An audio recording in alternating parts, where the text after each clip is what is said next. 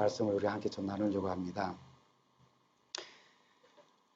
이사야 55장 8절에서 9절에 있는 말씀입니다. 이는 내 생각이 너희의 생각과 다르며 내 길은 너희의 길과 다름이니라. 여호와의 말씀이니라. 이는 하늘이 땅보다 높음 같이 내 길은 너희의 길보다 높으며 내 생각은 너희의 생각보다 높음이니라. 출애굽기 8장 1절에 있는 말씀입니다. 여호와께서 모세에게 이르시되 너는 바로에게 가서 그에게 이르기를 여호와의 말씀에 내 백성을 보내라. 그들이 나를 섬길 것이니라. 다른 번역에는 그들이 나를 예배할 수 있게 하여라 라고 그렇게 말씀하였습니다.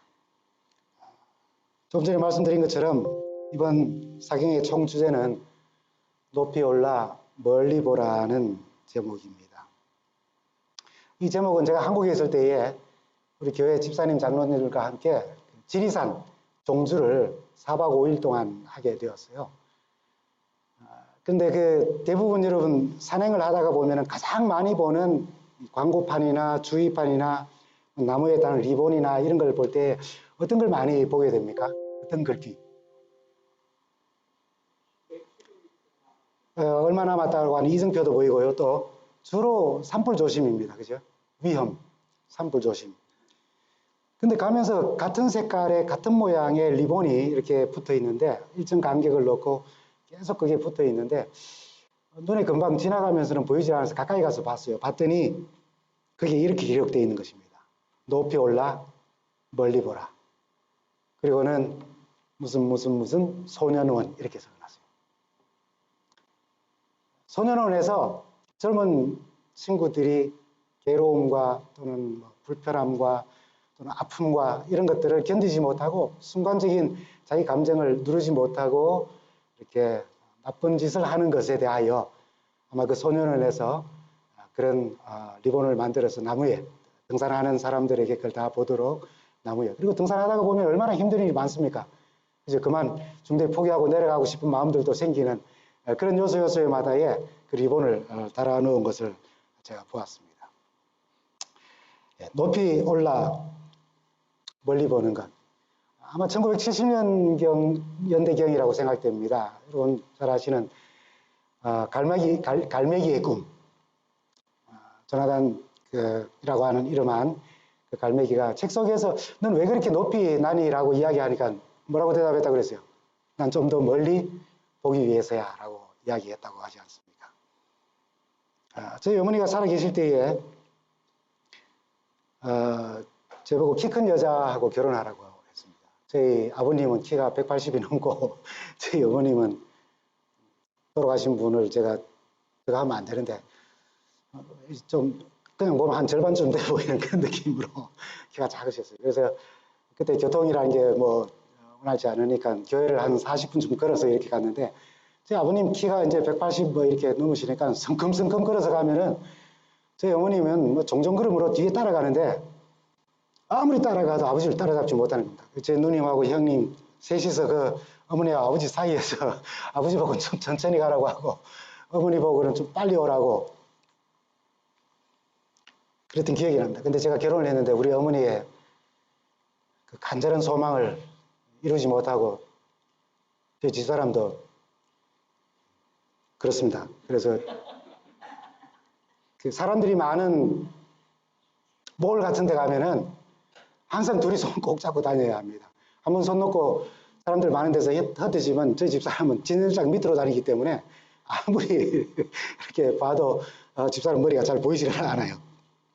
그래서 저희 집 부엌에 가면은 5cm 조금 넘는 그 발판이 부엌에 있습니다.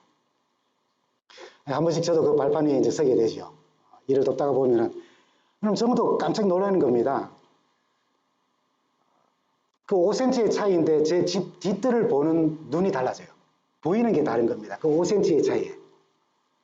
여성분들이 힐 신는 거 좋아하시는데 그거 너무 야단치지 마십시오. 그렇게 보면 세상이 달라 보이기 때문에 아마 그런가 봅니다.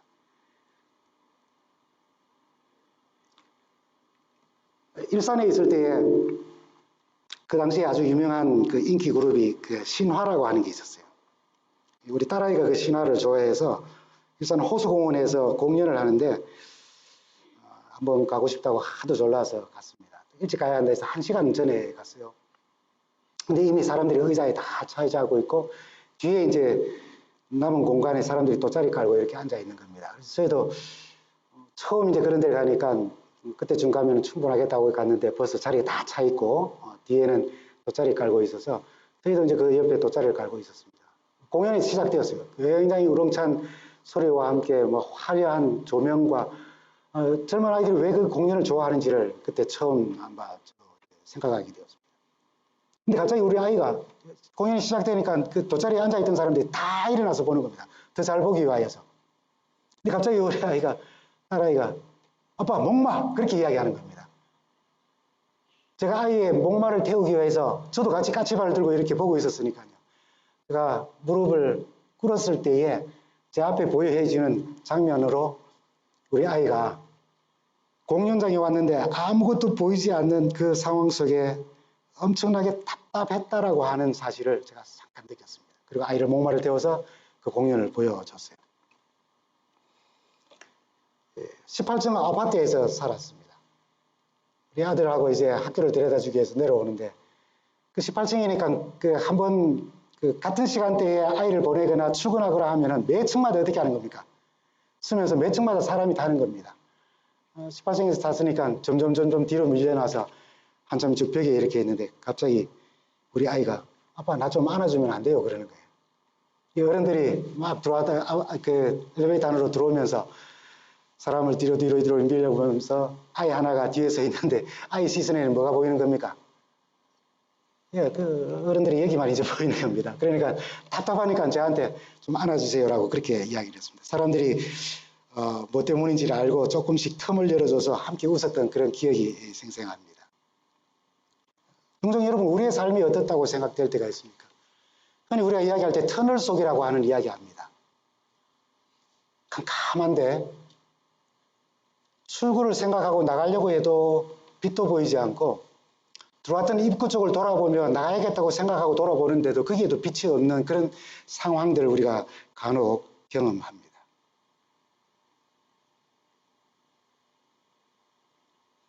그때 우리는 기도합니다. 말씀을 명상하고요. 이렇게 함께 모여서 예배하는 시간을 가집니다.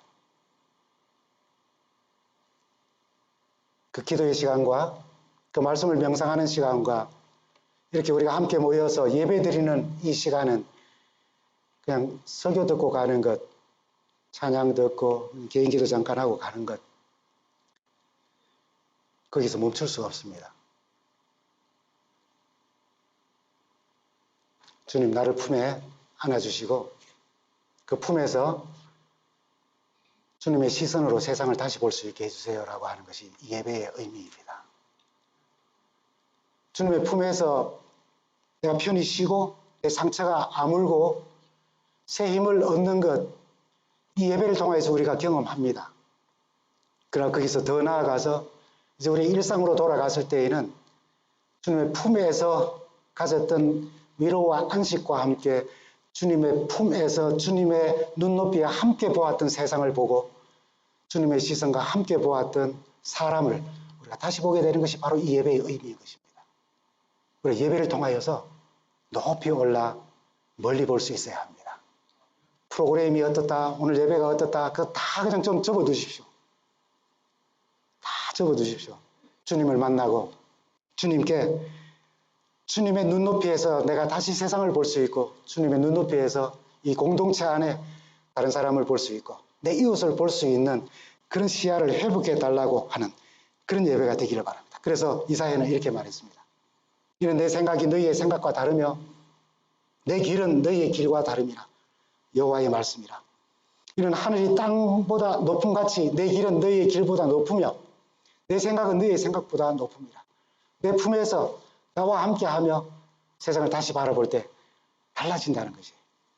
그래서 우리는 출애굽기에 있는 이스라엘 백성들이 바로의 압제하에 있으며 그들이 탈출할 때에 하나님께서 모세를 통해서 주신 말씀, 내 백성을 보내라. 그들이 나를 섬길 것이라. 지금 우리는 이스라엘 백성들의 역사 속에 있지 않습니다. 그러나 이보다 더 큰 일을 겪고 우리는 오늘 이 예배에 나온 것입니다. 사단 마귀의 속박에서부터 그리스도로 말미암아 우리가 거기서 나와서 이제 하나님을 섬기고 있어요. 근데 그 섬김이 매주마다 있어 왔음에도 불구하고 또 매일 우리가 가정에서 드리는 예배를 통해서 있어 왔음에도 불구하고 예배의 시간 속에만 의미가 있었지 그 이후에 우리의 삶 속에서 아무 일도 일어나지 않는다면 우리 예배는 얼마나 헛된 것인가 하는 것을 한번 생각해 봅시다. 우리가 예배를 드릴 때마다 하나님을 만날 때마다 그의 품에서 우리가 새 힘을 얻고 능력을 얻고 위로를 받고 상처가 아물어졌을 때에 그것으로 감사하는 것으로 끝나는 것이 아니라 그 이후에는 우리 주님의 시선으로 세상을 바라보고 우리 공동체의 사람들을 다시 생각하고 우리의 이웃들을 다시 생각해 보는 것입니다. 만원이 된 엘리베이터 안에 어린아이의 답답함, 공연장에 갔지만은 공연은 보이지 않고 사람들의 어른들의 뒷모습만 보이는 그런 답답함이 우리의 영적 생활 속에 있을 수 있습니다. 예배를 드리면서도 그런 경험을 할 수 있고요. 기도하면서도 그런 경험을 할 수 있고 우리가 말씀을 명상하면서도 그런 경험을 할 수 있어요. 주님 바로 그 순간 우리로 당신의 눈높이에서 세상을 바라보기를 원하시고 우리를 품에 안고 계신다는 사실을 기억하게 되기를 간절히 바랍니다. 더 넓은 시야를 가지고 세상을 바라보며 살기를 주님은 정말로 원하셔요. 제 설교 중요치 않습니다, 여러분. 오늘 여러분들은 하나님을 향하여 나를 안아주세요. 그리고 당신의 눈높이에서 세상을 볼 수 있게 오늘 이 예배가 의미 있게 해주세요라고 기도하시기 바랍니다. 정말 그런 예배를 통해서 우리가 높이 올라서 멀리 볼 수 있는 신앙이 그런 삶이 우리에게 필요한 것입니다. 여러분 누가복음 15장에 보면은 양의 비유에서 양을 찾으신 목자가 누가복음 15장 5절에 보면은 찾아낸 즉 즐거워 어떻게 했다고요? 어깨에 맸다 그랬어요. 어깨에 맸다는 것입니다. 어깨에 맸다고 그랬어요. 목자의 품에서 느끼는 따뜻한 사랑과 안정과 관계가 회복됐다는 의미 모든 것을 포함한 그 표현들이 주님께서 그 양을 품에 안았다는 것이 다 들어가 있습니다. 저는 이 내용의 말씀을 전 개인적으로 굉장히 잘 이해하고 있습니다. 왜냐하면 어릴 적에 안식원이라는 곳에 있다가 보니까 이제 아이들한테도 수입원을 하나씩 주기 위해서 개를 이제 아이들한테 맡기고 그래서 키우라는 겁니다. 그래서 개를 키워서 1,000원에 주고 사가지고 5,000원에 팔았던 것 같아요. 제 기억으로는. 그 양을 염소인 것 같아요. 지금 생각하면. 근데 그때는 저희들 양이라 그랬어요. 그 양을 맡기고 그 양이 젖을 내면 아침에 학교 가기 전에 그 젖을 양유병에다가 이렇게 담아가지고 어머니가 끓여서 다 해서 하면은 집 가까이에 이렇게 배달했던 기억이 납니다. 학교 갔다 오면은 그 양들을 데리고 나가서 이제 풀을 먹여요.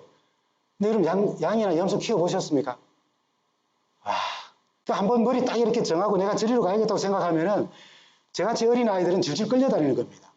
근데 그게 얼마나 힘이 센지 밭에 들어가가지고 그 배추 같은 걸 먹는데 배추 손만 이렇게 패먹는 거죠.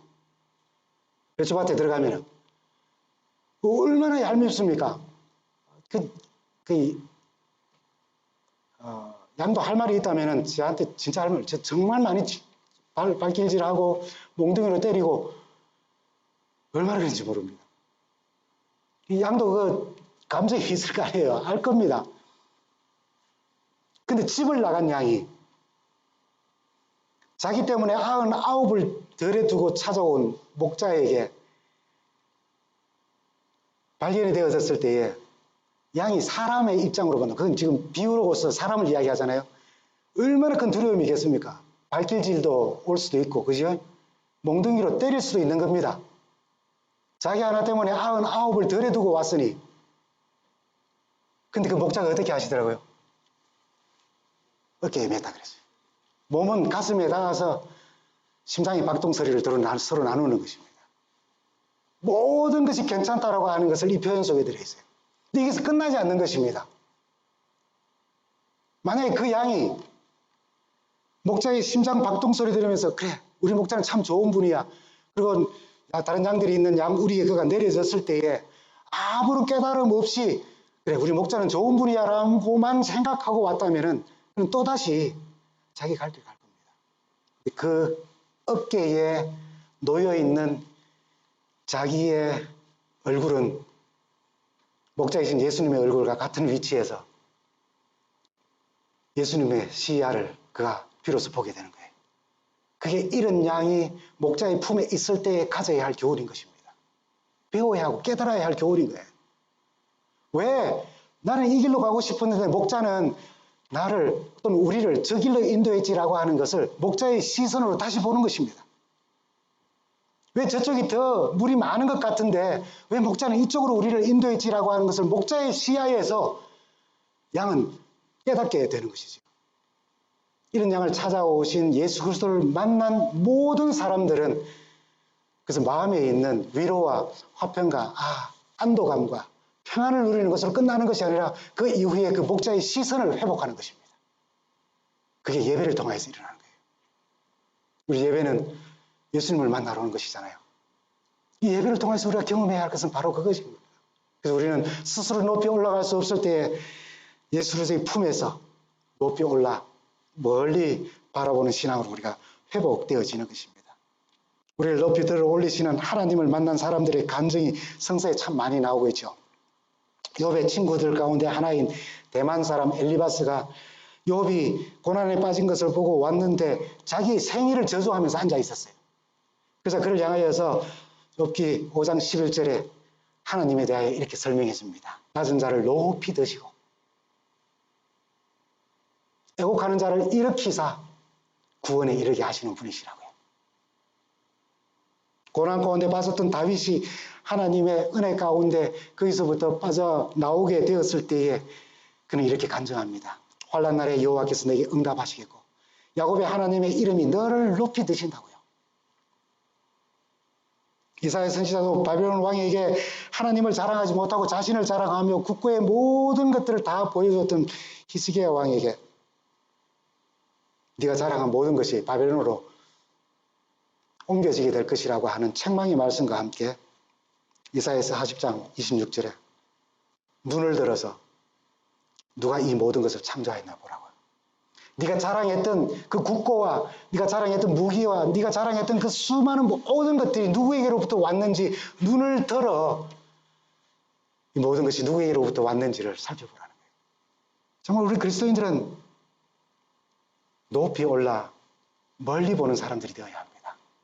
정말로요. 우리는 이 말씀들을 우리가 고난에 빠졌을 때 건져달라거나 우리의 지위를 높여달라는 것, 다른 사람들이 나를 얕잡아 보고 있으니 나를 좀 높여주십시오라고 하는 그런 의미로 우리가 생각을 하고 또 초점도 맞추고 명상하고 이 말씀으로 용기를 얻곤 합니다. 그러나 낮은 자를 높이시고 고난에서 우리를 높이 드시는 하나님은 그 경험을 했을 때 우리가 당신의 품에서 우리의 시야와 우리의 시선도 우리의 생각도 달라지기를 원하죠. 당신의 품에서 당신의 눈높이와 시야를 가지고 더 아름다운 신앙으로 더 기쁨의 신앙을 하도록 그렇게 우리를 원하시고 우리를 바라시고 우리를 기다리시는 분이 바로 우리 주님이십니다. 참 나쁜 예배 가운데 하나가 예를 들어서 우리 사무엘상 15장에 나옵니다. 여러분 잘 아는 내용이죠. 사울왕 이야기입니다. 사울이 아말렉을 진멸하라는 하나님의 말씀을 거역하고 자신을 위해서 가장 좋은 것, 그 모든 좋은 것들을 다 남기고 멸하기를 즐거워하지 않았습니다. 여호와 하나님께서 사무엘에게 내가 사울을 왕으로 세운 것을 아주 후회한다라고 하는 그 말씀을 하시자 15장에 보면은 사무엘이 밤새도록 울었다 그랬어요.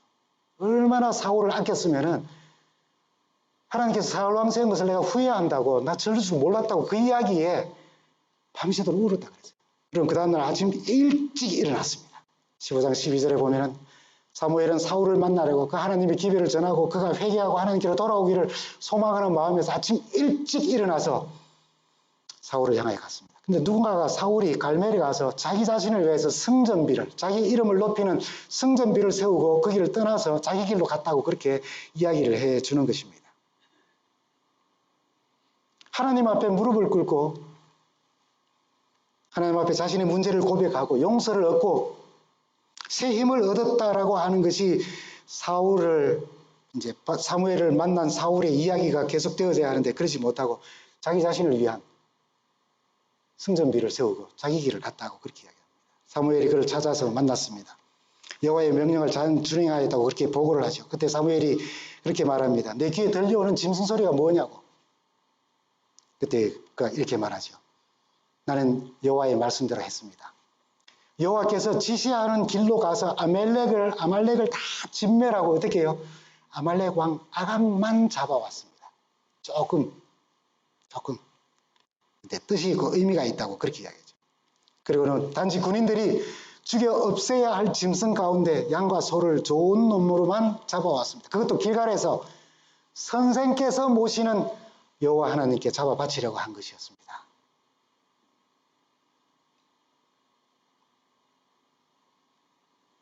그때 사무엘은 이렇게 말합니다. 순종이 제사보다 낫고 듣는 것이 수양이 기름보다 나으니 왕이 여호와의 말씀을 버렸으므로 여호와께서도 왕을 버려 왕이 되지 못하게 하였나이다. 그러자 사울이 사무엘에게 내가 범죄하였습니다. 내가 여호와의 명령과 당신의 말씀을 어긴 것은 백성을 두려워하여 그들의 말을 청종하였다고 그렇게 이야기를 합니다. 다른 번역에는 군인들이 무서워서 라고 그렇게 이야기를 하죠. 그러면서 이렇게 말합니다. 청하오니 지금 내 죄를 사하고 나와 함께 돌아가서 나로 하여금 여호와께 경배하게 해 주십시오. 그때 사무엘이 이렇게 말합니다. 여호와 하나님은 사람이 아니어서 말을 변혁지 않으시니까 변덕 부리시는 하나님이 아니시니 그렇게 하시라고 이야기를 했어요. 그래서 15장 30절에 이렇게 말합니다. 내가 범죄하였을지라도 이제 청하옵나니 내 백성의 장로들 앞과 이스라엘 앞에서 나를 높이사 나와 함께 돌아가서 내가 당신의 하나님 여호와께 경배하게 하소서. 내가 범죄하였을지라도 어떻게 해달라고요? 나를 높여달라고요. 그리고 당신은 내가 사람들이 보는 앞에서 그 살찐 소와 양을 잡아왔던 이렇게 남겨두었던 다 멸하라고 한 그 짐승에서부터 자신을 위하여 챙겨왔겠지만은 그 좋은 것들을 하나님께 드릴 때에 백성들이 와 우리 왕 얼마나 멋지냐고 하나님께 예배드리는 왕이라고 그 헌신의 모습을 보라고. 근데 그 자리에 누가 또 함께 있다고요? 사무엘 선지자가 그와 함께 있는 이 장면을 통하여서 내가 범죄하였을지라도 나를 높여서 당신이 내가 예배드리는 내가 제사드리는 그 자리에 함께 있어서 백성들이 나를 그렇게 인정하게 해달라고 그렇게 말하는 것입니다. 세상에 이런 예배가 어디 있습니까? 이런 제사가 어디에 있는가요?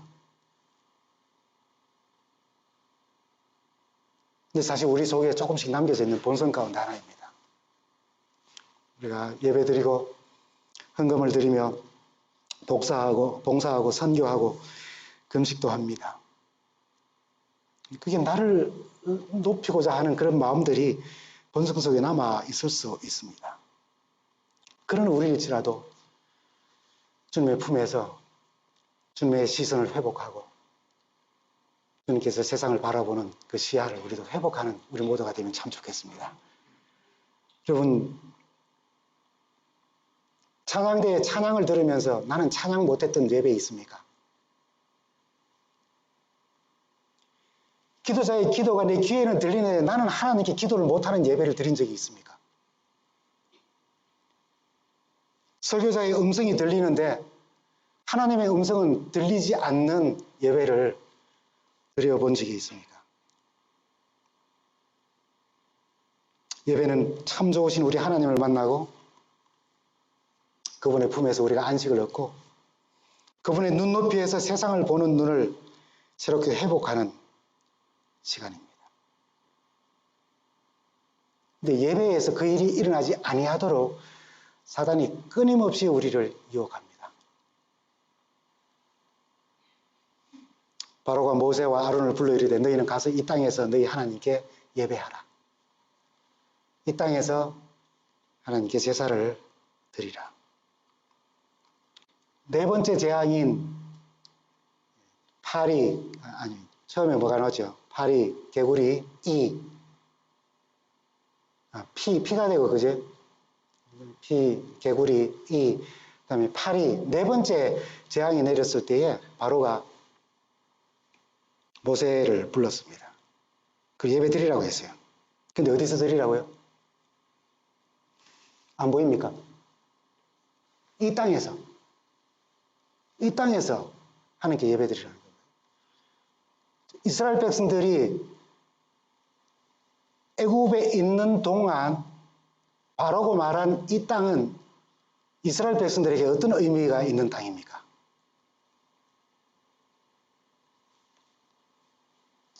여러분 묵비권을 행사할 수 있기 때문에 대답은 안 하셔도 됩니다.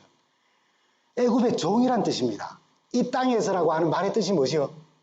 애굽의 종인데 내가 너희들 봐줘서 뭐하게 해주겠다고요?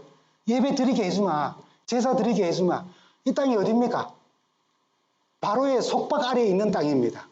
언제라도 바로가 부르면 와야 하고 가라고 하면 가고 해야 하는 그 땅에서 어떻게 하라고요? 예배 드리라고요. 하나님께만 전적으로 속한 곳까지 갈 필요가 없어요. 여기 출애굽기에 나오는 사흘길을 가서라고 이야기할 때 우리 신학자들은 사흘길이라고 하는 의미를 사람들이 추적하기 힘든 거리 이런 의미가 있다 그래요. 정말 사흘길을 간 게 아니고 사흘길이라는 그게 이제 상징적인 의미로 추격이 어려운 거리라고 하는 의미가 거기 포함되어 있다. 그래서 다시는 바로의 속박 아래 있지 않고 다시는 애굽의 종살이가 되지 아니하도록 하나님의 영역 안으로 들어와 거기서 예배 드리겠다라고 하는 모세의 말에 대하여 바로가 말하기를 뭐라고요? 이 땅에서 예배 드리라고. 만약 우리가 그런 상황이라면 참 좋은 바로라고 생각할 수 있을 겁니다.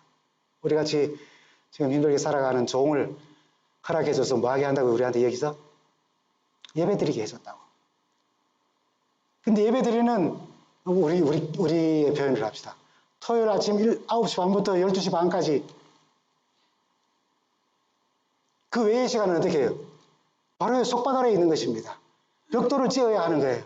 불평하고 짜증나고 힘들지만은 예배 드릴 수 있다는 것 때문에 괜찮다고 생각할 수 있는 상황으로 지금 바로가 만들어가고 있는 것입니다. 이 일이 가능한가요? 이스라엘 백성들이 정말 가능했습니다. 그들이 애굽을 나와서 광야를 향하여 갔을 때 광야에서 먹을 것이 없을 때 뭐라고 이야기했습니까? 금송아지를 만들고 어디로 돌아가자고요? 애굽으로 돌아가자고요. 그게 뭐 있더라고요? 고기가마 곁에서 수박도 먹고 마늘 들어간 음식에 부추도 먹고 지금 우리로 표현하면 뭡니까? 식사를 잘했는데 얼마나 잘했어요? 에피타이저도 먹고 디저트도 먹었다는 겁니다. 거기서.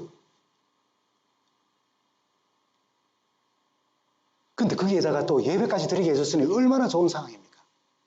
이게 바로 사단이 예배를 통해서 우리가 만족하게 하는 거예요. 오늘 우리가 이곳에 모여서 예배 드렸다고 그냥 만족할 수 있습니다.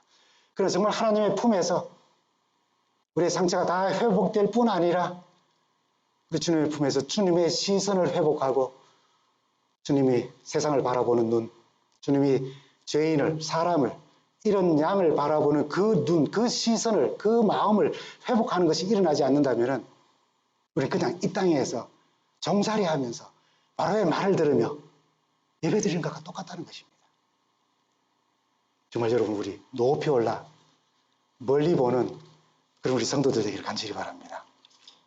바로의 타협, 그 유혹을 우리가 어쩌면 영적으로 좀 적용을 한다면은 그래 예배는 드리지만 너희 삶은 절대로 바꾸지 마라. 예배는 드리지만은 삶은 바꾸지 마라. 예배 드리는 동안에는 그리스도인답지만은 일단 이 예배를 마치고 우리가 일상으로 돌아갈 때는 아무도 네가 그리스도인인지 모르는 그런 삶을 살라는 것이 바로 사단 마귀의 유혹입니다.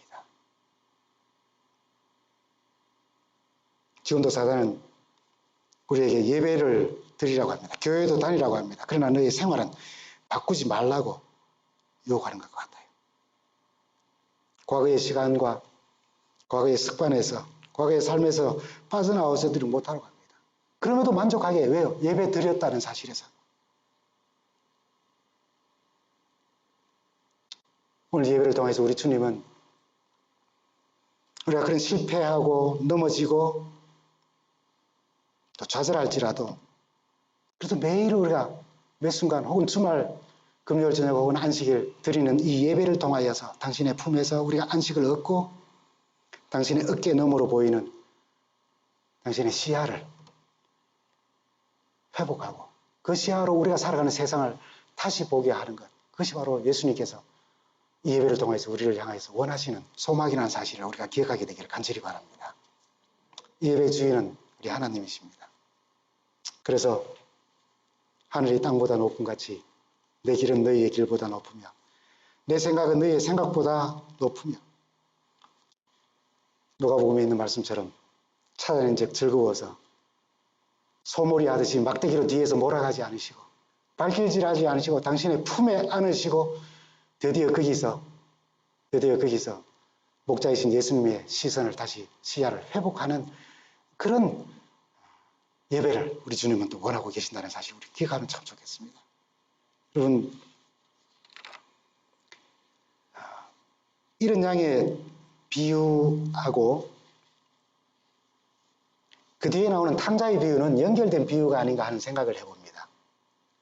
왜냐하면 이런 양을 찾아서 양우리로 돌아온 후에는 그 어린 양은 누구를 만나야 하느냐 하면은 양우리를 떠나지 아니한 목자가 들판에 두고 간 그 99 양을 이제 만나야 하는 겁니다.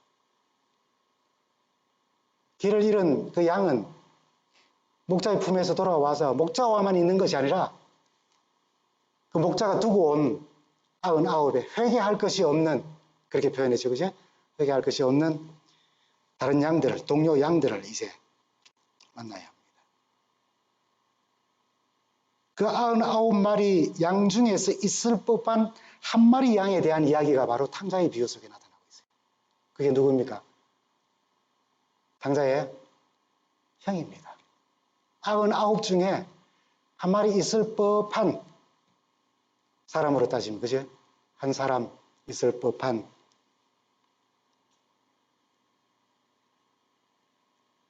그는 탕자의 비유에 나온 말처럼 그의 시야는 그가 바라본 동생의 모습은 창녀들한테 빠져서 아버지의 재산을 다 날려버린 동생이라고 말했어요. 그리고 그 아이를 위해서는 살찐 송아지까지 잡아주다니요 하면서 그는 투덜거렸다고 성경은 말합니다. 그를 보는 아버지의 시선은 어떻습니까? 너는 늘 나와 함께 있고 내 것이 모든 내 것이 아니냐? 그런데 내 동생은 죽었다가 다시 살아왔으니 잃었던 사람을 되찾은 셈이다. 그러니 이 기쁜 날을 어떻게 즐기지 않겠느냐? 그리고 우리가 즐거워하는 것은 정말 마땅한 일이라고 그렇게 말했습니다. 우리가 오늘 어떤 시선을 가지고 있는지, 오늘 이 예배를 통해서 우리 주님을 만나 주님께서 원하시는 시선으로 우리의 시선이 바뀌면 참 좋겠습니다.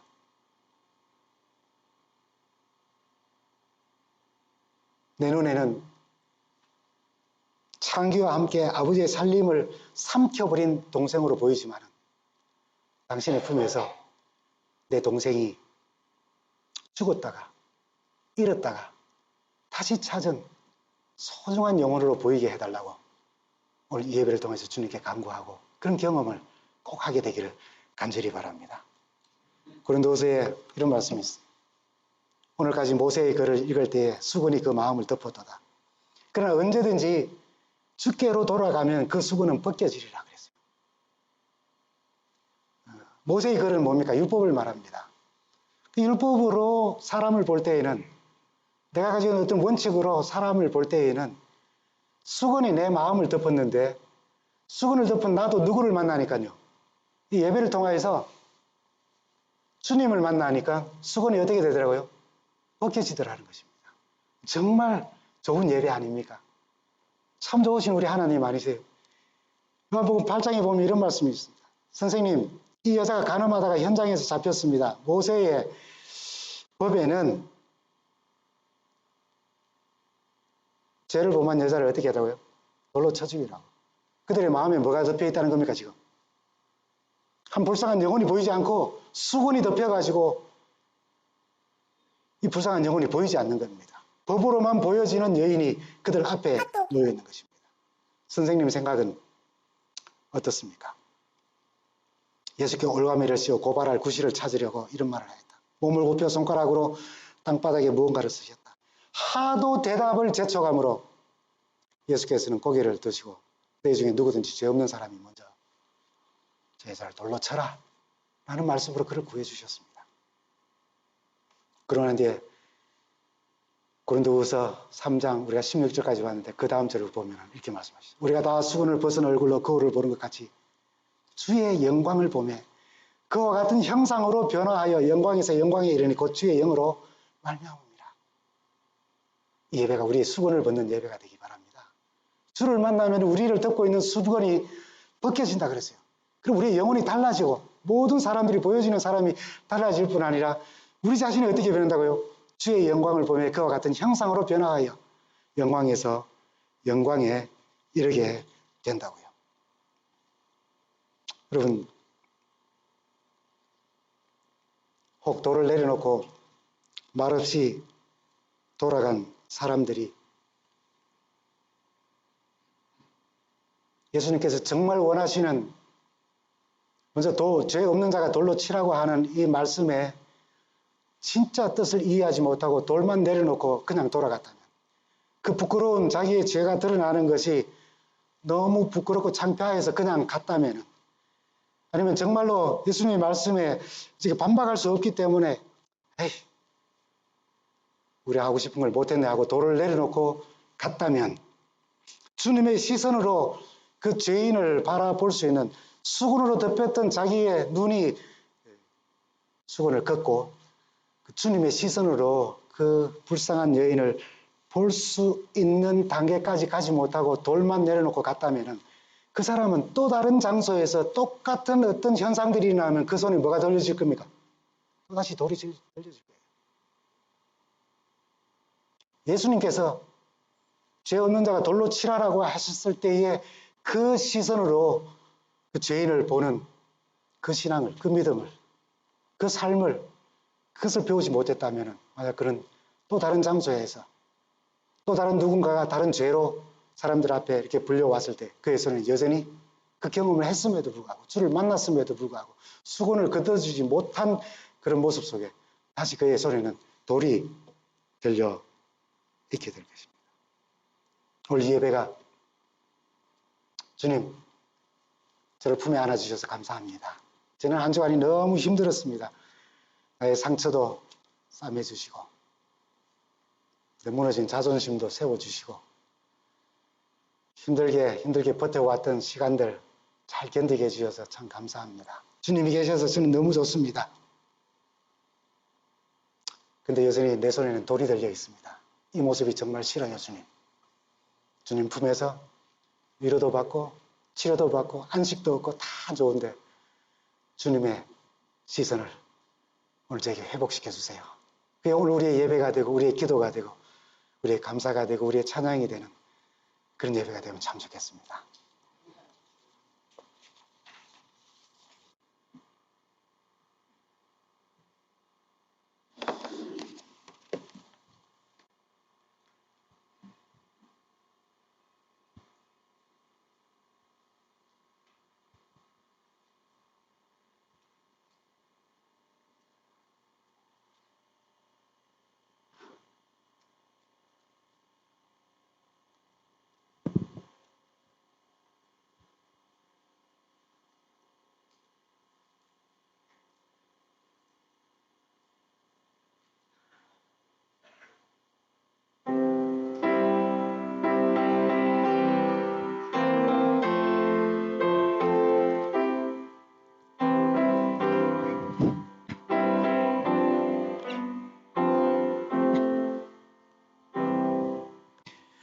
주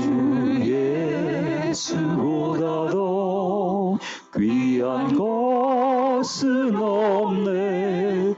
이 세상 무기와 바꿀 수 없네. 영주를 내신 돌아가신 그 놀라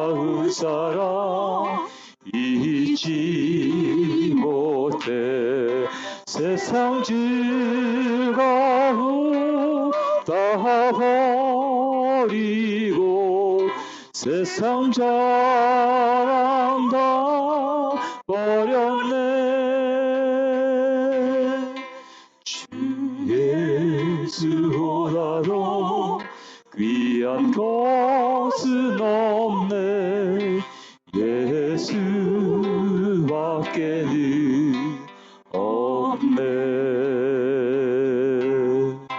주 예수보다도 귀한 것은 없네. 이 세상 명예와 바꿀 수 없네. 이전에 즐기던 세상 일도 주 사랑하는 마음 맺지 못해.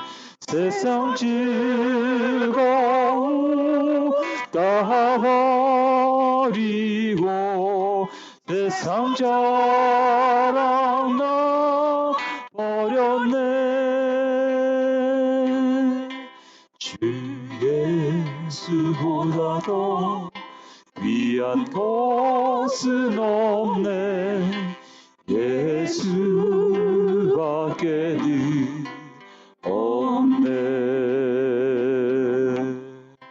주 예수보다도 귀한 것은 없네. 이 세상 행복과 바꿀 수 없네. 유혹과 핍박이 몰려와도 주 섬기는 내 마음 변치 못해. 세상 즐거움 다 버리고 세상 자랑 다 버렸네. 주 예수보다도 귀한 것은 없네. 예수밖에는 없네.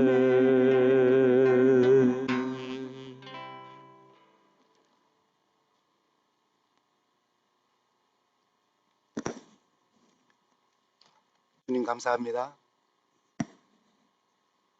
우리에게 참 좋은 목자 되시고 우리를 당신의 품에 안으시고 모든 것이 회복되는 당신의 품 안에서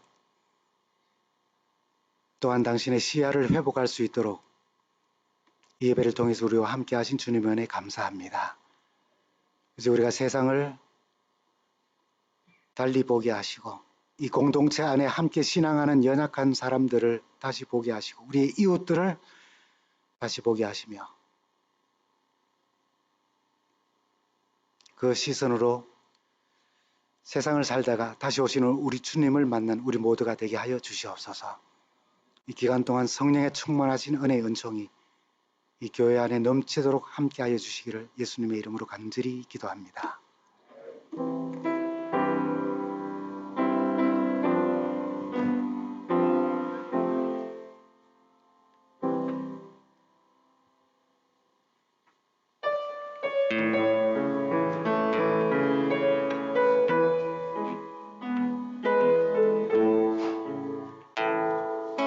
내 마음에 주를 향한 사랑이 나의 맘에 주가 주신 진리로 나의 눈엔 주의 눈물 채워주소서. 내 입술에 찬양의 향기가 두 손에는 주를 닮은 섬김이 나의 삶에 주의 흔적 남게 하소서. 하나님의 사랑이 영원히 함께하리. 십자가의 길을 걷는 자에게 순교자의 삶을 사는 이에게 조롱하는 소리와 세상 유혹 속에도 주의 순결한 신부가 되리라. 내 생명